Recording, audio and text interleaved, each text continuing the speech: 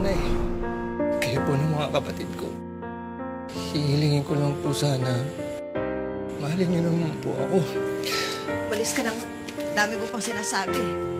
Isang nangungulila sa pagmamahal. Ate, nabating to kanina.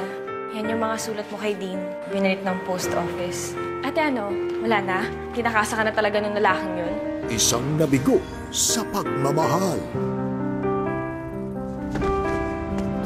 Miss, gising. Huwag ka dito, madumi dito, miss. Mahahanap ang isa't isa. Ako nga pala si Eman. Melanie, Mela lang. Sinong ama niyang dinadala mo? Pasensya na po, pero hindi ko po pwedeng sabihin sa inyo. Paninindigan ang isa't isa. Sabihin mo nga sa akin kung sino nakadisgrasya sa'yo, kundi kakalbuhin talaga. Tama na ho. Huwag niyo mong saktan si Melanie. Aaminin ko na po. Ako po yung ama ng dinadala ng anak niyo.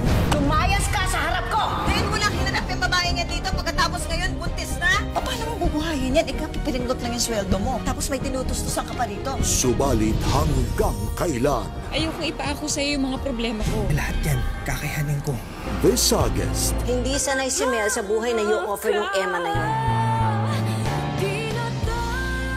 Iiwanan din niya yung lalaking yun. all is fair in love and betrayal. Titigil ka na sa pagtatrabaho. Alam nga namang umasa kami doon sa asawa mo. Baka mamaya makakita ng ibang lalaki yun, ipagpalit ka sa ibang lalaki. Gusto kita. Dahil hindi niyo ho magagawa yung mga sinasabi niyo.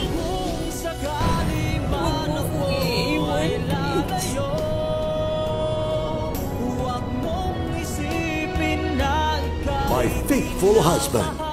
Simula August 10 sa GMA Telebaba.